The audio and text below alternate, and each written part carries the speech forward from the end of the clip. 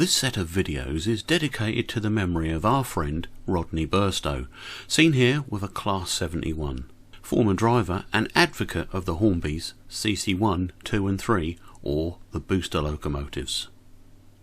Before we kick off, I just have to also mention the shocking news of Hatton's closing down. Like many, they have been part of my model railway hobby for as long as I can remember, and the hobby will be the poorer for their loss. I'm wishing all the staff well for the future.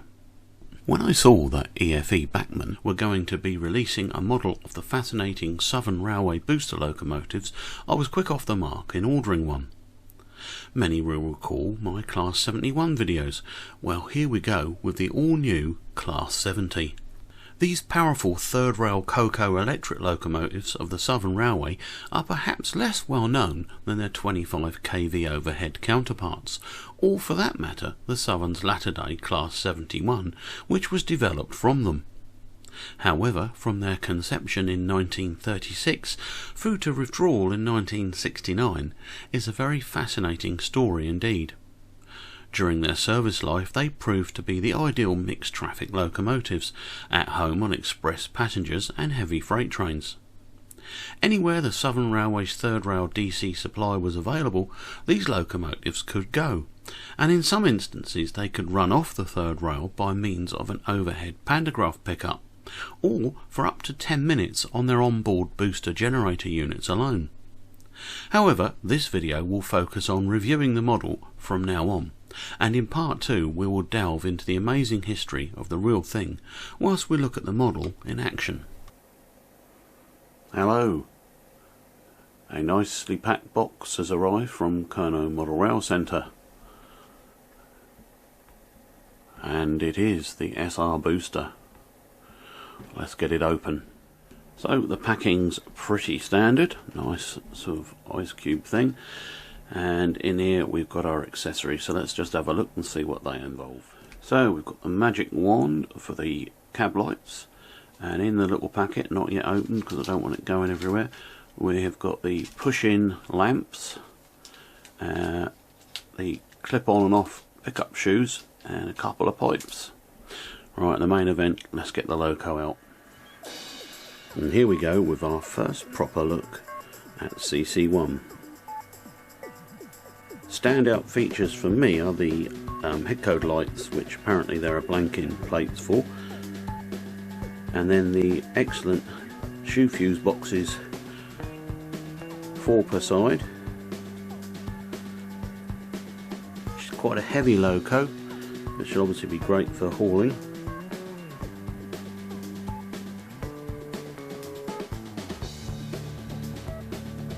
Got the pantograph up for you to see. We can clip it down as well, more usual I suppose.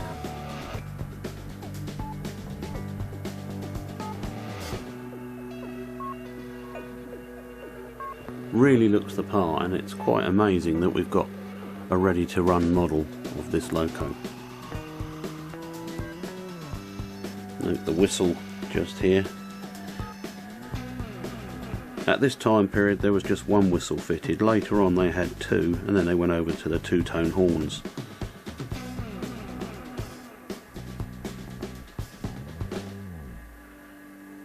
But it certainly looks lovely. Let's take an even closer look now and see how some of the accessories fit, and also we'll try taking the body off to see what's inside. So let's see if it runs.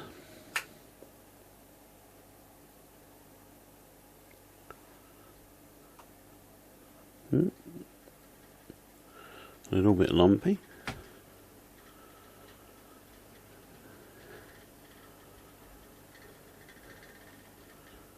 A little bit creaky. Ooh.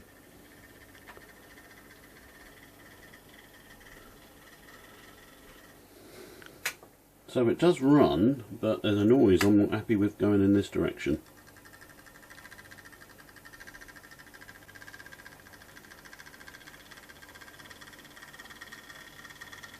Oh no. Sounds like it's clockwork. Smooth that way.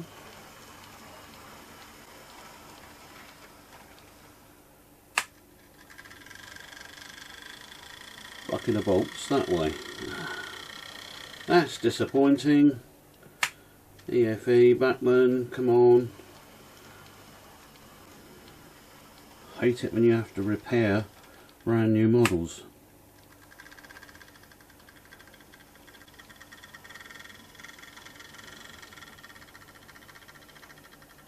So the first thing on the agenda is to have a look and see what's making that clicking noise. Righto, so we've got to go inside because it's not just a pickup rubbing or something, there's something making an awful noise in there. And the instructions say we have got to remove the buffers, they pull out, and then there are screws just down in there, one each side, front and back. So I'll remove them and see what happens. Okay then, so the buffers do indeed unclip. I found it handy to have a pair of tweezers just behind them, behind the buffer beam, and give them a squeeze to help them come out. Then the 4 screws do come out. And the body is completely separate. So let's have a look at some of the little positive things. We do have cab detail with the control wheel there, so that's quite nice to see. And here's our motor just here. There's your DCC socket point, and we now need to try and work out what's making that dreadful clicking noise. Well, the clicking noise was simply because they hadn't assembled the worm gear retainer, and it was half off, so it was jumping around. It seems a bit crap, to be honest. Now look at this. That's going up at an angle. And it's not surprising they haven't bothered to put that screw in. These are really disappointing little niggles. Otherwise it doesn't look too bad. But that, yeah, that was just sticking up, and I just pushed it down with my fingers and it snapped into place, and now awful clicking is gone.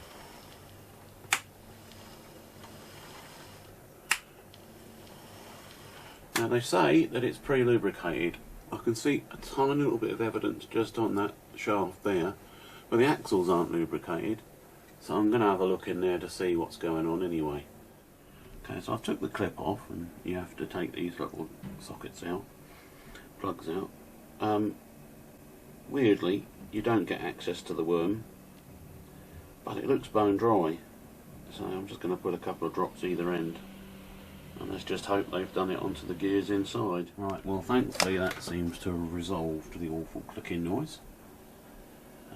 I will say, if you're going to do any work on this PCB is ever so thin, ever so flimsy.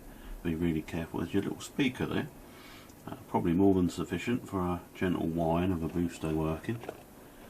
Yeah, so if you get that awful clicking noise, it's possible you'll find, like I did, that one of these has been unclipped, not been put on properly. But there we go. Cab detail's nice, isn't it? Alright, we'll overlook that. Let's look at the rest of the loco. Just a note on this screw. Well, the reason it wasn't put in is because they don't appear to have tapped all the way through. So it was just left sticking up. So you do have a bit of flop there. Not quite sure what the implications will be of that, because there's just a peg at either side and then one screw either side. But this one, I haven't tapped it, and I've tried to just ram it in. That's why it's almost stripped on the top. It's a little bit disappointing, to be fair, but okay. One other little thing I noticed, once you take this out, it's quite stiff to come out initially, and that's because they've part glued the chassis to the sides of the body. Looks like a kind of super glue. It's got that white sort of film, but once you've broke that to get it out open, you'll find that the body and the chassis are really loose. So just watch, don't, whatever you do, hold it upside down without putting those screws in first. Okay, little warning. Okay, once we've got her upended in the cradle, and do be really careful of that pantograph, it's quite delicate. I thought it might be an idea to have a look at fitting the pickup shoes, because I don't actually have third rail anymore. I only installed it for a brief time, and it looks like they come off the sprues in the packet here and clip on quite easily on those little pegs you can see on the shoe beams. So let's do that and get her looking good. So I've taken the shoes off the sprues. A note to Bachmann, there's exactly the number we need, and these look like something that's going to be easily lost. So in the future, would it be possible to include perhaps another spare sprue, just so that people don't have to start writing off for spares that may or may not be available later on? Be a nice little idea. Let's see how easy they are to fit. Okie dokie, not marvellously easy to fit. What you need to do is use a screwdriver just to spring the shoe beam away from the chassis a little bit and slide the shoe behind it and then onto the pegs. Pushing down, to me, feels like they're going to snap those little pegs.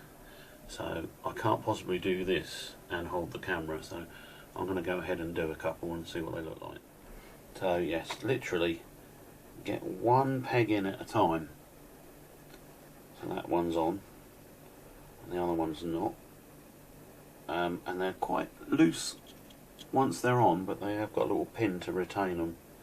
So one at a time, and obviously get them the right way round with the details showing on the outside. So I do have one little bit of juice rail on the test track left, and as you can see they're beautifully close. The standard Pico ones that you get with that thinner rail that they supply for the juice rail. But as you can see, they're very, very close, as are the sandpipes, and there's some odd clicking noises going on when I go through the point, so I need to check those sandpipes to make sure they're not too low, because yeah, in touch with the juice rails a no-no, I would have said. Anyway, looks the part, doesn't it? Happily, it is possible to fit the loco hooks, and they don't foul the couplings. Well, they touch, but they don't foul it. There's a little bit that could be trimmed off, but I think that makes a difference, having them fitted. So the next thing I'm looking at, and here's a pot of them, is whether or not it's worth fitting the blanking plugs. I think they just push in and out by the looks of it. However, I found a picture which shows them all in place. So, you know what, I think I'm going to leave it for now, and we'll continue the review with them all showing lights through, and we can then gauge how good the lights are. Okay, so we're testing now the cab light function with a magic wand. Does indeed work. Front lights, what can be said about them? Not very good, really. So yeah, it seems the top and bottom middle are the best lights. Let's just try the other end and see if it's the same problem. Yeah, not particularly good, is it? Cab lights are good. Quite like them. And it does show up the details in the cab. You can see the power wheel there. I suppose these things weren't very bright in real life, but yeah, sort of points to where I'm going to be fitting the blanking lights, so they just become disc indicators for daytime use, I suppose. Yeah, quite like the cab light. See all the details. And yeah, lighting pretty good. Just the pipe light isn't very good. So here we go with a running in turn. This is the first time it's had a proper run. Well, slight fib.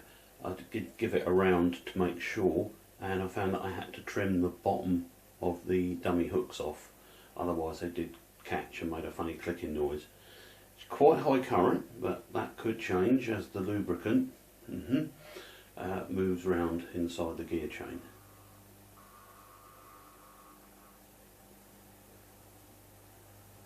operating on her booster at the moment, of course, as she's in the sidings.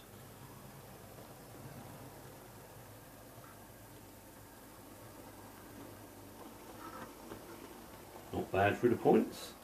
I'm at 50% on the controller, and that's her speed.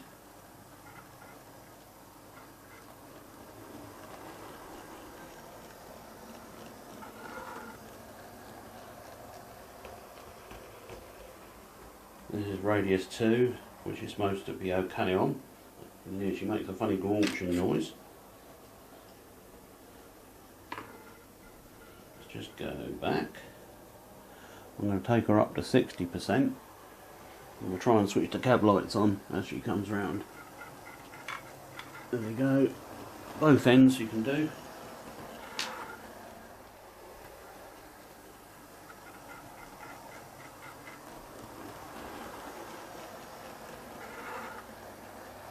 Currently 300 milliamps at the moment. Here she comes, still running in.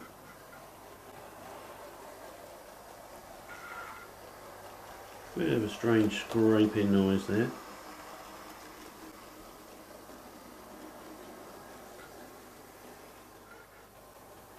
So what do you think of them like? Well, it's one of those models that I was really praying and hoping that I'm going to do a review that says everything's fantastic, it's perfect. To be fair, a bit like the DJM Class 71, which there was nothing really wrong with it, everything worked. This, a bit flimsy, a bit poorly built, makes horrible noise as she goes around the curves. So I hear. Yeah. I mean, I'm going to have to open it up again and have another look and see why that's there. I don't think that's going to run in. But, is it a Southern Railway booster locomotive? Yes it is, and it's fantastic that we can have a ready to run one. So, I'm 80% happy to answer your question. Sounds like she needs a little bit of oil. I don't know why it's making that scraping noise. Anyway, so the next thing that you're going to see, viewers, is a load test once she's had her 30 minutes in each direction running in. So we're just running in the other way and a strange noise has occurred. Look at that.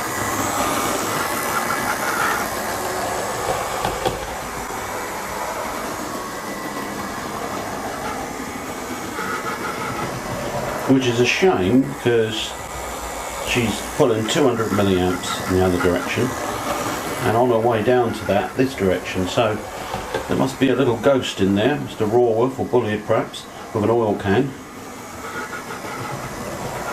But there are some funny noises coming out. We shall persevere, and we're at 60% on the controller. 50% would just be too slow. Still, high gearing is great. I like it in models. I don't want to see them racing around like toys. Just had a running in period and a little bit more, and I've now hooked her up to a load test.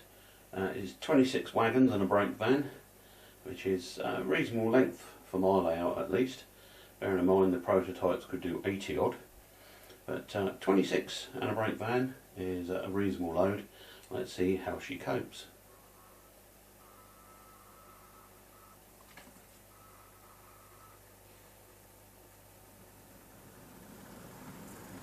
Certainly noticing it.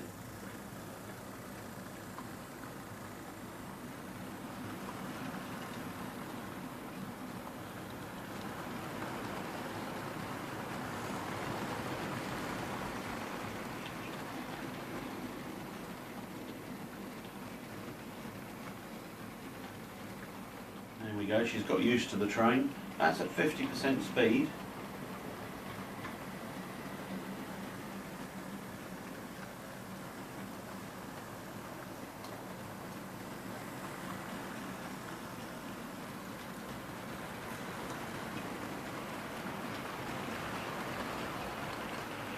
And she's bang on 200 milliamps, so that's good. Very positive, 200 milliamps with a good load.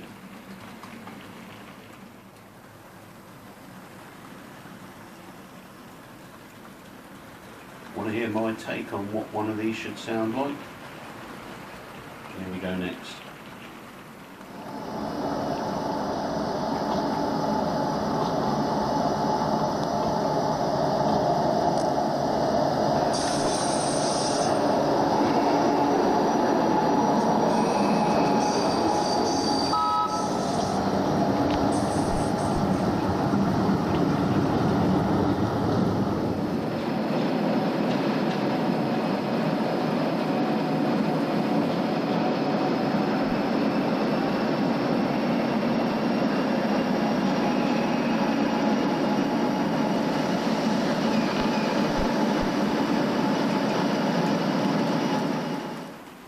That's more like it. The niggles are dealt with, weren't too bad I suppose. And now we have a wonderful Bulliard Woolworth booster Hornby or latter day class 70. I'm talking about the electric loco, not the new diesel one. Running quite smoothly, pulling a reasonable load. Now tune in for the next episode when we'll dig deep into the history of these fine locomotives and have some more of, hopefully, this loco running silky smooth. Cheers for now.